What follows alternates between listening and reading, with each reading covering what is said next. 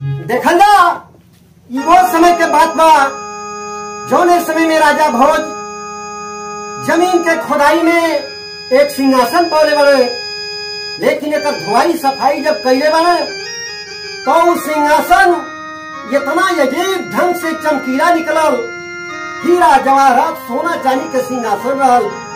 और वो सिंहासन में 32 पुतली लगल रही, 32 वैसा पुतली लगल रही कि देखले में लागत रही एकदम नारी के स्वरूप, लेकिन वो बोलत नहीं रही। धुआई सफाई कैले के बाद राजा भोज जब पंडिताव कैले बाटे कि कौने समय में कौने जोन घड़ी मुहूर्त में सिंहासन पर बैठे के बाद, लेकिन उस समय जब आ गई बा राजा भोज वो सिंहासन पर जब बैठे चलल बाटे, एक बैग हमन से 32 पुतली ठहाका मार के हंसल बाड़ी और चौंक के राजा भोज पीछे हट गई बाड़े। लेकिन लगले पूछे कि तू लोग काहे खातिर हंसलू है? हम ये सिंहासन पर बैठे जात रही, लेकिन हमारे काहे खातिर न निंदा कैले बाड़ू। लेकिन वो हमन 32 पुतली बतावा तारी कि हे राजा भोज, इस सिंहासन राजा विक्रमादित्य का रहल। जे राजा विक्रमादित्य ऐसा न्यायी, उनकी ऐसा साहसी, उनके ऐसा धर्मनिष्ठ होई, वह सिंहासन पर बैठ सकाला। राजा भोज कहने वाले, हे पुतली बतावा आखिर राजा भोज के पास कौन ऐसा खूबी रहल जौन हमारे पास नहीं बा। बारी बारी से 32 पुतली वो राजा विक्रमादित्य के कहानी बतावा ताड़ी कि राजा विक्रमादित्य के पास कौन ऐसा खूबी रहल जौन की सिंहासन पर बैठे के हकदार रहने। जौने में ले आप लोग तीसरी पुतली चंद्रकला में रहल, लेकिन चंद्रकला का कहानी आप लोगों के सामने पेश बा। चंद्रकला बतावत या, हे राजा भोज, एक समय में कर्म और भाग्य ये दोनों आपस में लड़ गए, लेकिन भइल का महाराज, अरे कर्म और भाग्या में भइल बा लड़ाई।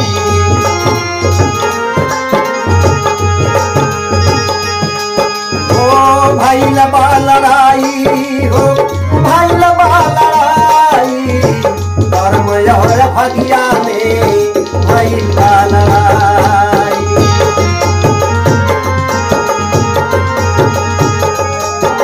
भइल बा लड़ाई, हो भइल बा लड़ाई, कर्म और भाग्या में भइल बा लड़ाई।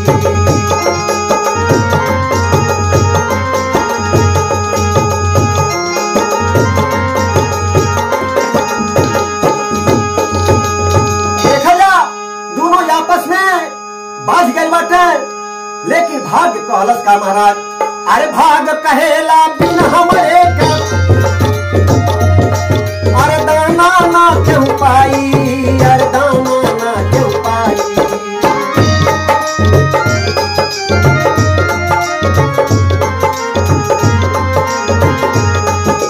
कर्म करेला अपन बड़ाई, कर्म कहेला अपन बड़ाई। बिना हो उठवले कवरा मुँह में नहीं जाई, कर्म और भाग्या में भइल बा लड़ाई।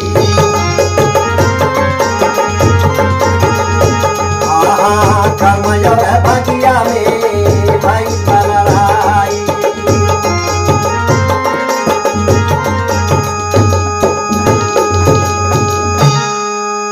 आपस में झगड़ा नहीं फरिया पले बारे, विचार कैले चला इंद्रासन में महाराजा इंद्र की यहाँ हमन का झगड़ा हुआ फरिये है।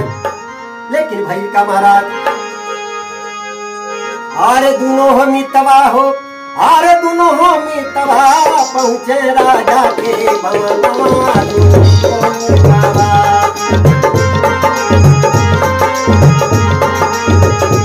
अरे दोनों हो मितवा हो, दोनों हो मितवा, पहुँचे राजा के बनवा मितवा। इंद्र महाराज जी कहने वाला कि भाई बतावा तू लोग कौने कारण से आए बड़ा यहाँ? लेकिन यार कर्म कहा था महाराज हम बड़ा हैं, भाग्य कहा था हम बड़ा हैं। भाई अपने अपने गुण के दूनो करने लगे बड़ाई।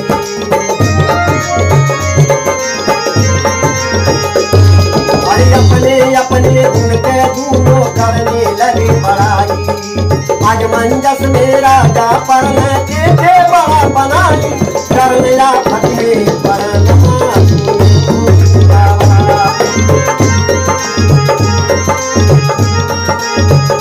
जगलेला फतने पर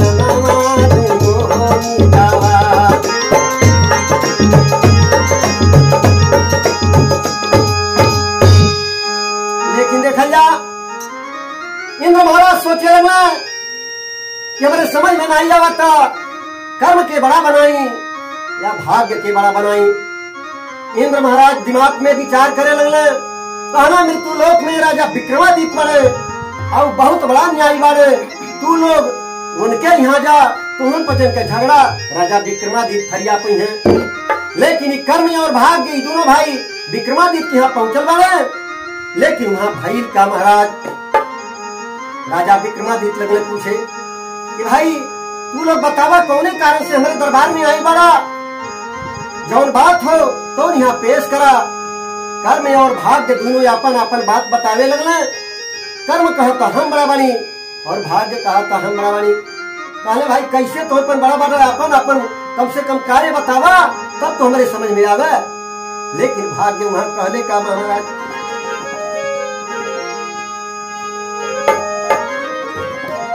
अरे होई जाला राम जवन लिखल रहे भागिया में। होई जाला राम जवन लिखल रहे भागिया में।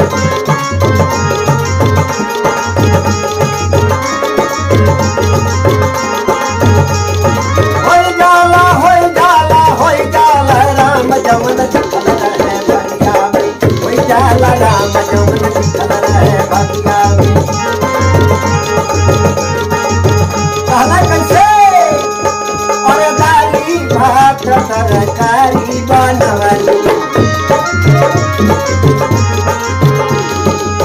जेवे खातिर पहुना के बैठवली। ताले पता लगे घर में आग लग गई बा और परल भगे कहाँ का दाना बा कहाँ का पानी बा।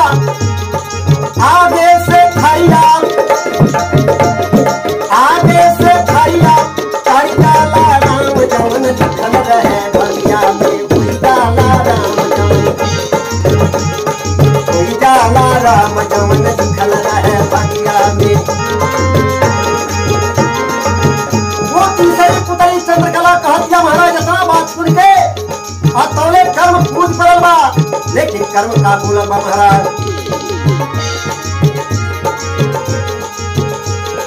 बोला बेकार हो गई बेकार कर्म बिना जीवन। बोला बेकार कर्म बिना जीवन। भैले बेकार हो कर्म बिना जीवन। दोनों आदमी रास्ते जात बा और राहे में कहीं सोने का ईंटा दिखा गई। अरे सोने का ईंटा गई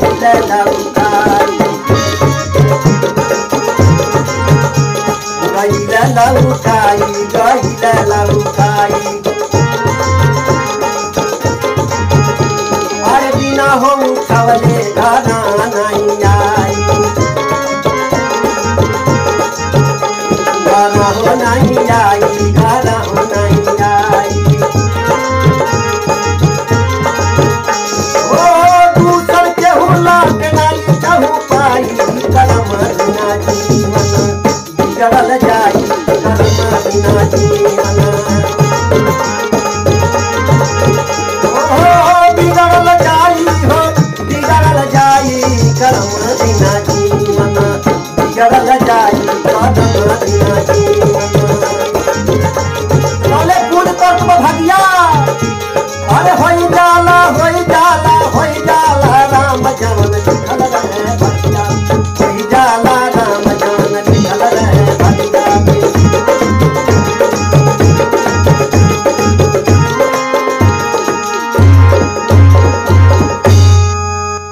देखल भैया इतना बतिया जब राजा विक्रमादित्य सुनले वाले समझ में नहीं आई, आ के बड़ा बनाई आ के छोट बनाई। भाग से काम चलाला कि कर्म से काम चलाला, राजा के समझ में नहीं आई बा। कर्म और भाग्य से दोनों लोगन से कहले भाई हमें 6 महीना का मौका दे लोगन, और 6 महीना के बाद यही और तब तक एक जवाब हम खोज के धैर्य रह तुम लोगन के बता देवे। कर्म और भाग्य दोनों अपने वतन के गए बने, लेकिन राजा विक्रमादित्य अपन भेष बदल के और अपने नगर में घूमे लगा बने वो सवाल का जवाब खोजे खातिर। महाराज हरे रामा रामा रामा ए रामा आ रामा जी का नाई हो।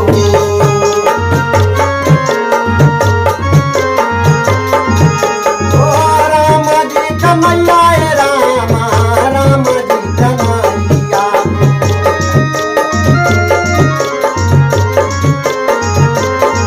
हो गया हो।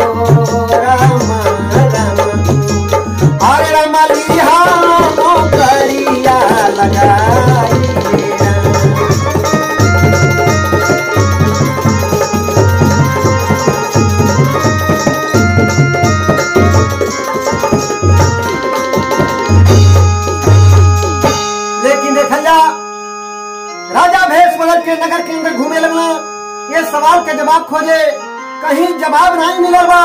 राजा विक्रमादित्य से एक व्यापारी से भेंट भइल बा, और विक्रमादित्य वो सवाल के जवाब खातिर वो व्यापारी की यहाँ नौकरी कैले वाले। व्यापारी कहल भाई तू कौन काम कर सकाला? राजा विक्रमादित्य कहले जो केहू के मान के नहीं आई कौन काम हम करे के तैयार बानी। वो व्यापारी कहल से बढ़िया नौकर कहाँ मिली? राजा विक्रमादित्य के अपने यहाँ नौकरी पर लगा ले बा, और कुछ समय बीतल बा। वो समय में जहाज से समुद्र के रास्ते व्यापार होत रहल, एक देश से दूसरे देश तक। कुछ समय के बाद में वो व्यापारी व्यापार करे खातिर वो समुद्र के रास्ते से चलल बा। सभी अपन नौकर चाकर लगल वाले साथ में, और राजा विक्रमादित्य भी साथ में बाड़ा। लेकिन जहाज जब चलल बा समुद्र में और कुछ दूर गईल बा तो भइल का महाराज, अरे चलते चलता बहुत दूर बीतल, अरे गईल तूफानवा आई, अरे गईल तूफानवा आई।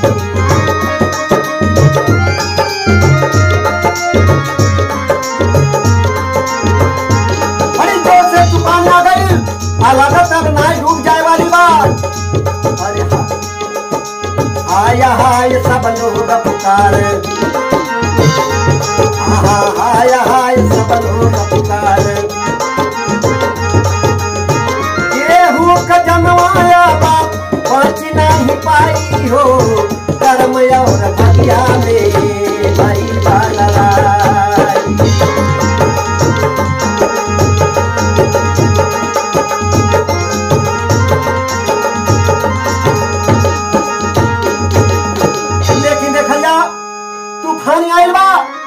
लागत है जान के उनके बचे वाला नहीं बा, लेकिन संजोग से समुद्र के अंदर एक टापू दिखाई देत बा।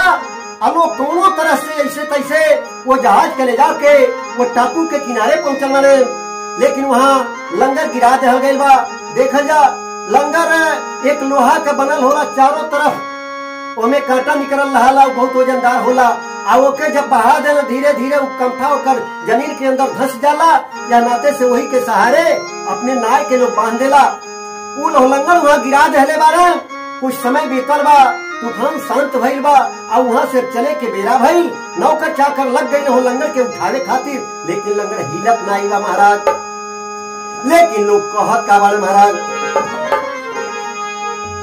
अरे बाप रे बाप, अरे बाप रे बाप, अरे बाप रे बाप, अरे बाप रे बाप, लंगर उठे ना उठावाले, बाप रे बाप,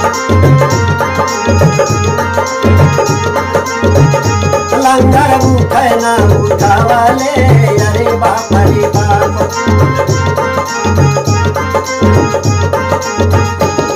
अरे एक संकट से छुट्टी मिलल, दूसर संकट आई।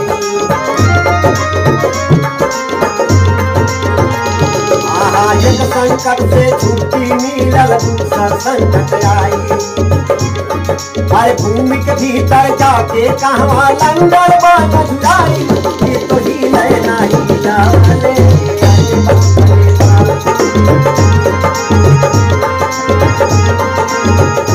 लंगर उठे ना उठावाले, अरे बाप रे बाप।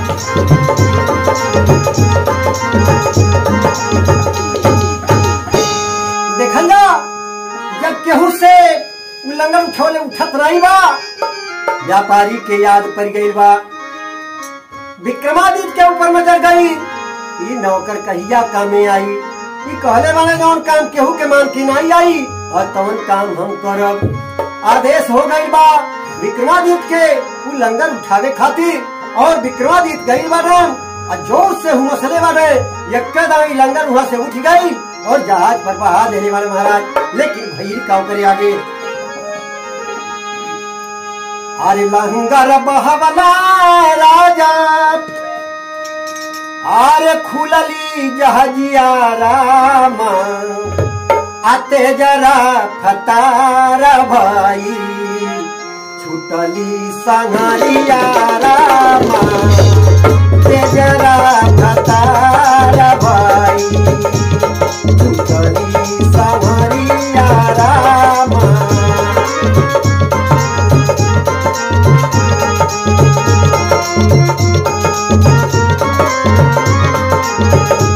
लंगर जहाज पर बहुत जहाज खुल गई, इतना तेज रफ्तार रहल। राजा विक्रमादित्य जहाजी पर एक कठिनाई को छूट गई वाले महाराज। जहाज निकल गई, अब वही टापू में राजा विक्रमादित्य अकेले आज छूट गए माने। खूब प्यास से बेताब राजा विक्रमादित्य अब वही टापू पर अकेले घूमे जा लगे महाराज। टापू के ऊपर एक दो नगरिया रामा,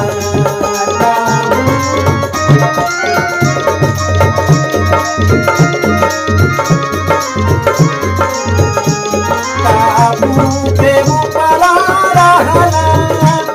एक दो नगरिया रामा, जाई के पहुँचल हो राजा, जाई के पहुँचल राजा, नगर के दुआरिया रामा, जाई के पहुँचल राजा।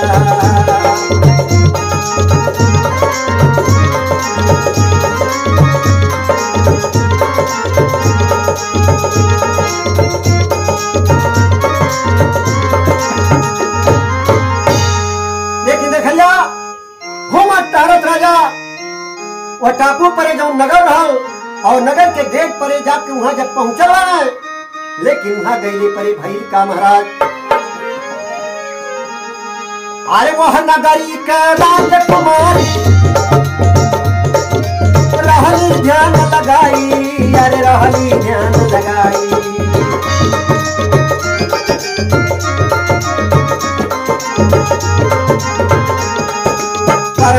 हवा हम विक्रम से,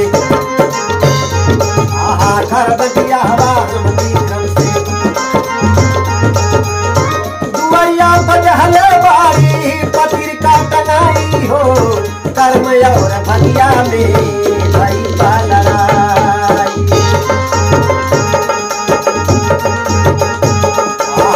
कर्म और भगिया में भाई लड़ाई।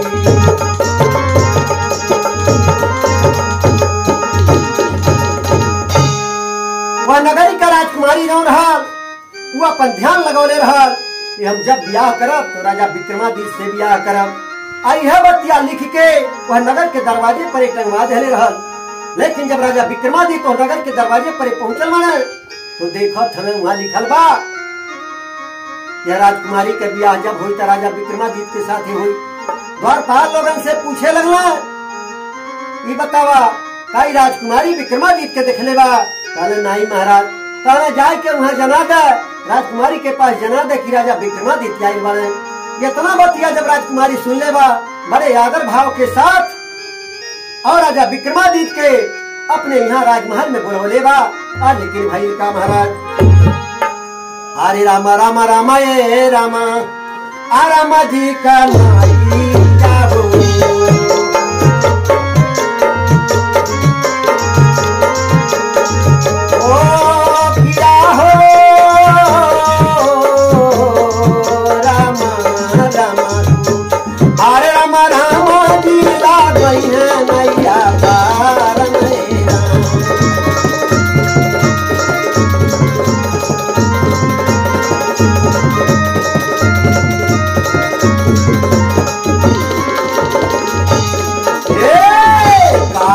बदल जाए रामा जो हेले मरीनिया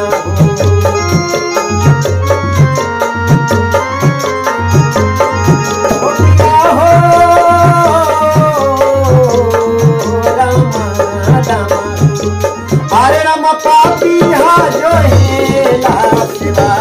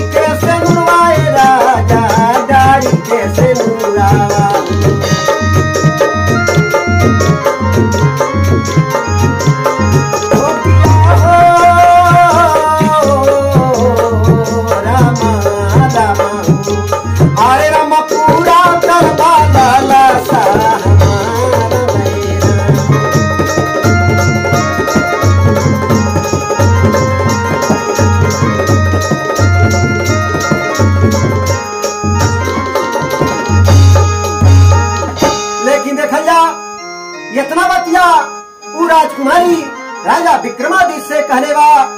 लेकिन देखल जा वो तीसरी पुतली चंद्रकला बतावत या कि हे राजा भोज इतना बात जब राजा विक्रमादित्य जब सुनने वाले वहाँ सारा व्यवस्था हो गई बा और राजकुमारी के साथ में राजा विक्रमादित्य ब्याह कर रहने वाले। लेकिन कुछ दिन वहाँ बीतल बा और वहाँ से अपने घर के जब चल वाले तो वहाँ से कुछ नौकर चाकर साथ में लेके और वहाँ से चल रहे वाले समुद्र पार जब भइल वाले शाम हो गई बा और एक संत जी का आश्रम दिखाई देता। अपन रात बितावे खातिर राजा विक्रमादित्य अपने सेना के साथ अपने आदमी के साथ वही डेरा गिरा धले बाड़े। लेकिन वह साधु बाबा लोग भजन गावत हले महाराज। कहाँ से जीव जाई कहाँ समाई गइले कहाँ बोलेला मुकाम कहाँ बोलेला मुकाम कहाँ पकाई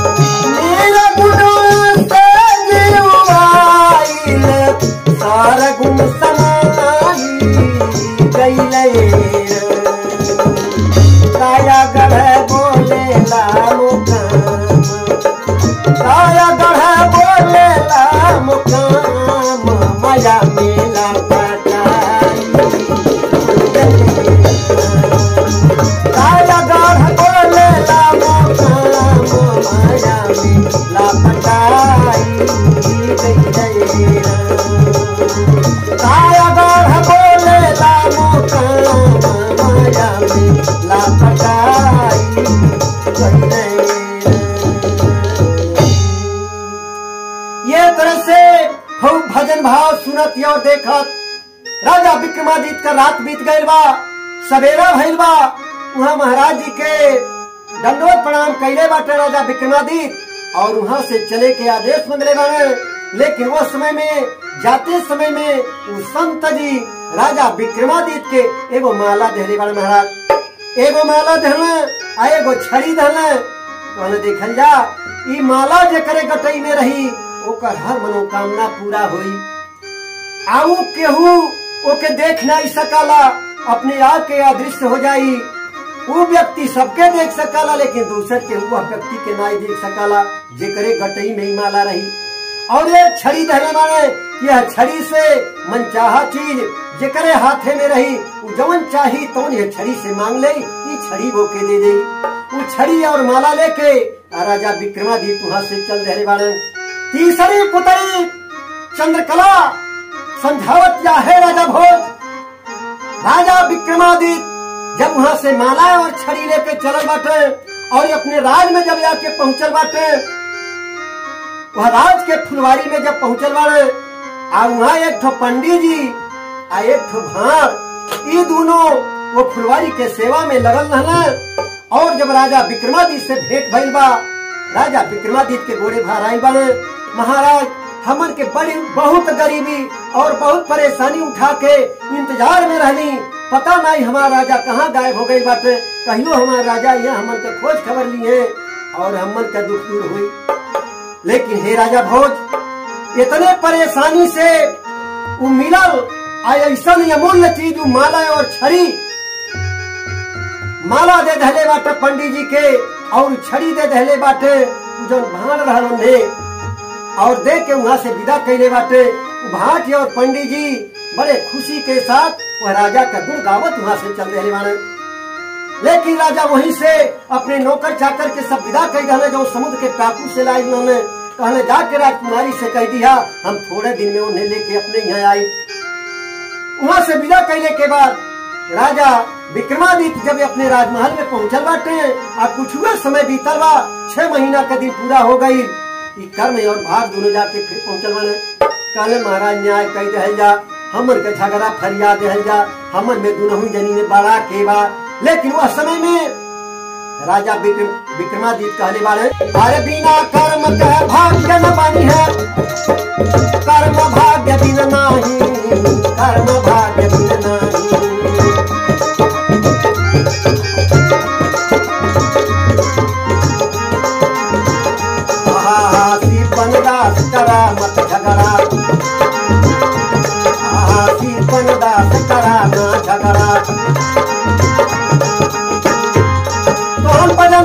झगड़ा छोड़ दे या नाते से कि कहीं भाग्य के जरूरत बा और कहीं कर्म के जरूरत बा। कोनो मौके पर भाग्य साथ देला तो कोनो मौके पर ही कर्म साथ देला।